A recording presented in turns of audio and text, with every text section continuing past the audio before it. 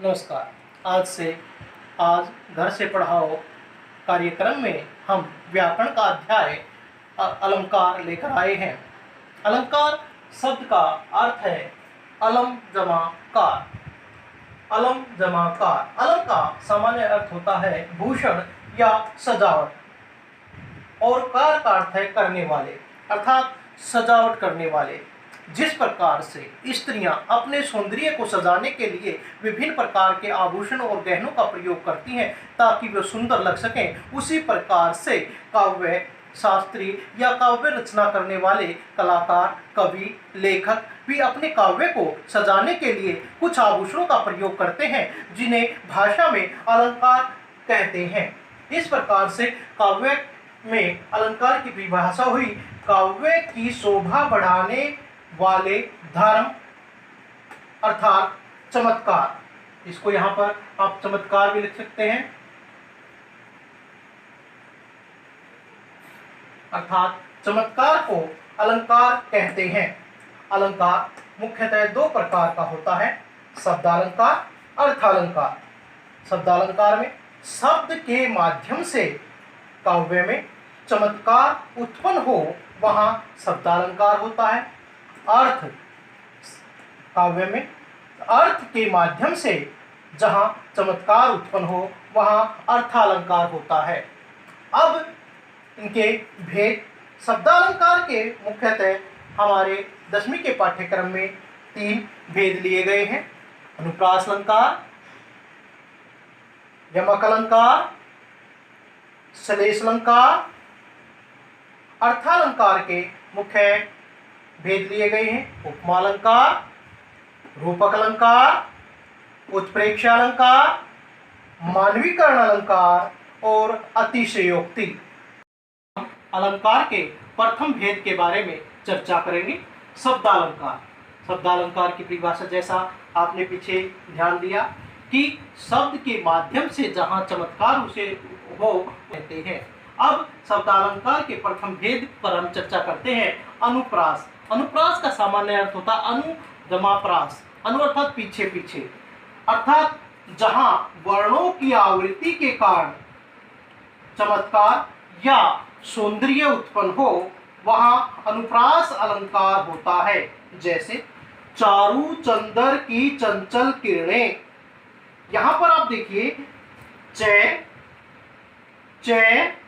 और च के कारण एक सौंदर्य उत्पन्न हो रहा है, इस कारण से यहां पर अनुप्रास है। एक अन्य उदाहरण देखिए, विमल वाणी ने वीणा ली। वह और वह। इसी प्रकार से रघुपति राघव राजा राम। रे आपने कुछ पंक्तियां तो सुनी होंगी। नंदू के नाना ने नंदू की नानी को नंद बाग में नागिन का नाच नचाया। न आदि के कारण जो चमत्कार उत्पन्न होता है उसे अनुप्रास के अंतर्गत देखते हैं।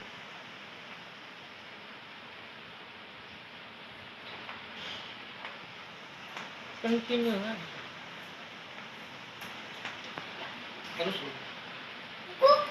दूसरा शब्दालंकार का भेद है यमक। यमक का सामान्य अर्थ होता है दो जोड़ा, अर्थात एक समान शब्द और अर्थ भिन्न भिन्न। आप यहां पर लिख सकते हैं जहां एक समान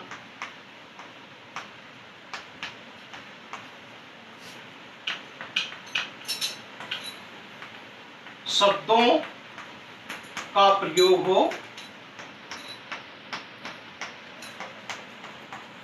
और दोनों ही शब्द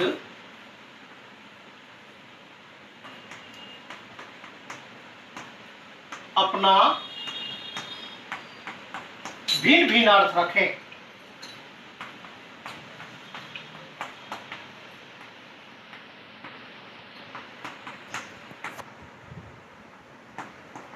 वहां यमक अलंकार होता है।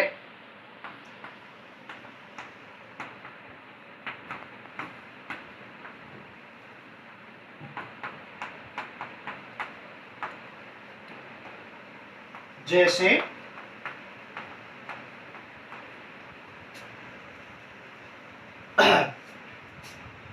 कनक कनक तय सो गुणी, कनक कनक तय सो गुणी मादकताधिकाय।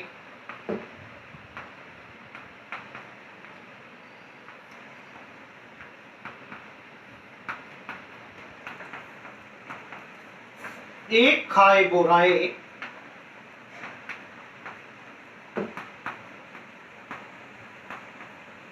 एक पाए बोराए।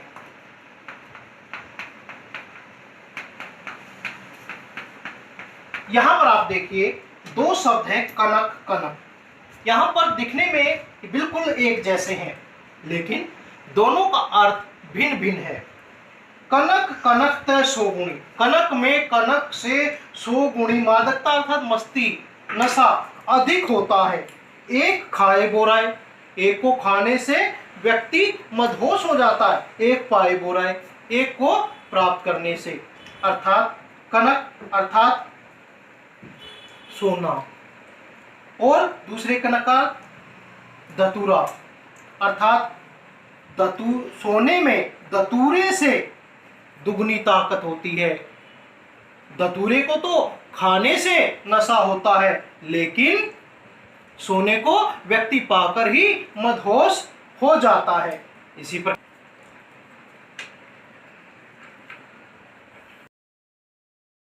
काली घटा का घमंड घटा। काली घटा, काली घटा मतलब बादलों की घटा, बादल का छाना। का घमंड, घमंड अर्थात अहंकार। घटा, घटा अर्थात कम होना। यहाँ पर घटा शब्द दोनों एक जैसे हैं, लेकिन अर्थ भिन्न है, जिस कारण से यमक अलंकार कहलाएगा। इसी प्रकार से 3 बेर खाती थी, वे 3 बेर खाती हैं। रानी पद्मावत जब जंगलों में चली गई, वो रानी के बारे में वर्णन किया गया है कि 3 बेर खाती थी। अब बेर का अर्थ है यहाँ पर समय, कि वो रानी अपने राजमहलों में स्वादिष्ट पकवान 3-3 बार खाती थी। लेकिन आज जंगलों में भटकते हुए उनकी स्थिति ऐसी हो गई है कि वे बेर अर्थात फल, एक सामान्य फल 3 बार 3 बेरों पर ही पूरे दिन में अपना यापन करती है। इस प्रकार से आप इसको करेंगे। अब हम करेंगे शब्दालंकार का तीसरा भेद। जैसा आपको पहले मैंने बताया था कि तीसरा भेद है सलेश। नंबर 3 सलेश अलंकार। सलेश का सामान्य अर्थ होता है चिपकना।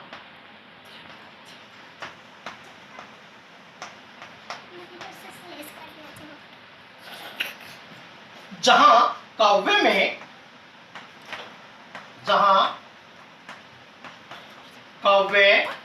में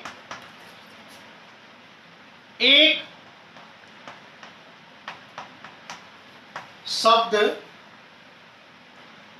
से अनेक, एक से अधिक, एक से अधिक अर्थ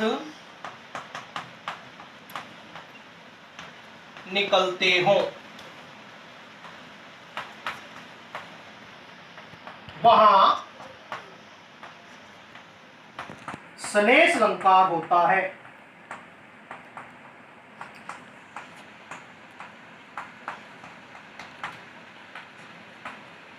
आप इस प्रकार से भी कह सकते हैं, जहां एक ही शब्द में एक से अधिक अर्थ चिपके हों, वहां सलेश अलंकार होता है।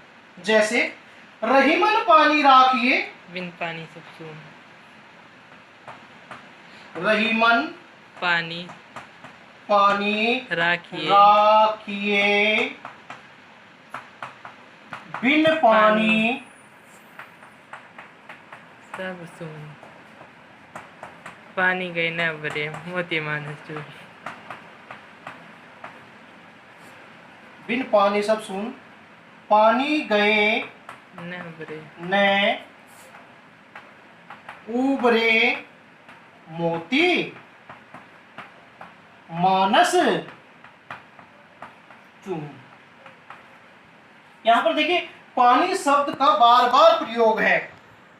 कई बार बच्चे क्या करते हैं कि शब्द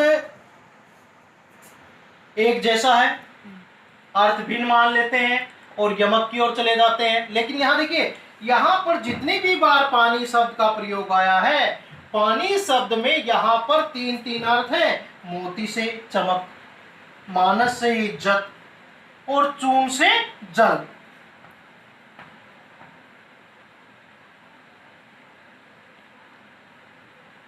चमक, इज्जत और जल। रहीमदास जी कहते हैं पानी को बचा कर रखना चाहिए, बिन पानी सब सून, पानी के बिना सब कुछ सूना है। पानी गए न उभरे, एक बार यदि पानी चला जाता है तो फिर कुछ नहीं रहता। किससे? मोती से। यदि मोती में चमक को बनाए रखिए, अगर मोती से उसकी चमक चली जाती है तो मोती की कोई कीमत नहीं होती। उसी प्रकार से रहीमदास जी कहते हैं व्यक्ति को अपना इज्जत मान सम्मान बचा कर रखनी चाहिए। यदि एक बार इज्जत और मान सम्मान चला जाता है, दोबारा से लौट कर नहीं आता। इसी प्रकार से आटे में यदि पानी चला जाए तो फिर उसका जल से कोई अभिप्राय नहीं है। अर्थात रहीमन पानी रखे, जल को बचाए रखना चाहिए। यदि पानी एक बार चला जाता है, लौट कर नहीं आता। इस प्रकार से इसके तीन तीन अर्थ हम लेंगे। इसी प्रकार से अन्य उदाहरण है, मंगत को आवत देख पट देत बार बार। मंगत को आवत देख पट देत बार बार। मंगना मांगने वाला, मांगने वाले को आता हुआ देखकर। पट, यहां पर पट शब्द में दो अर्थ चिपके हुए हैं। क्या क्या? पट मतलब कपड़ा, वस्त्र, और दूसरा यहां पर पट का अर्थ है दरवाजा। दरवाजा। कि मांगने वाले को आता हुआ देखकर व्यक्ति क्या करते हैं? वस्त्र दान दे देते हैं बार बार। और इसका दूसरा अर्थ है दरवाजे को बंद कर देते हैं। रुको। हम श्लेष अलंकार करते हैं। इस प्रकार से अगला उदाहरण देखते हैं हम। सुब्रन को ढूंढत फिरत। सुब्रन, सुब्रन, सुब्रन को ढूंढत फिरत कवि व्यभिचारी चोर। यहां पर देखिए, सुब्रन सुंदर वर्ण को ढूंढते फिरते हैं। तीन व्यक्ति ढूंढते हैं, कवि, व्यभिचारी और चोर। अब कवि किस चीज की सुंदरता देखेगा? कवि सुंदर शब्दों की खोज में रहता है। यहां पर सुब्रन का अर्थ है सुंदर शब्द। जब हम व्यभिचारी से देखते हैं तो व्यभिचारी क्या ढूंढता है? सुंदर स्त्री है। मतलब क्या होता है इसका? मतलब क्या होता है इस वर्ड का? व्यभिचारी, व्यभिचार करने वाला, गलत आचरण करने वाला व्यक्ति। और चोर धन, पैसा, पैसे को ढूंढते हैं। इस प्रकार से यहाँ पर एक सुब्रन शब्द में तीन अर्थ हैं। सुंदर शब्द, सुंदर औरत और सुंदर धन, दौलत, पैसा। इस प्रकार से हम श्लेष अलंकार करते हैं। आज के लिए इतना ही। कल हम करेंगे अर्थालंकार।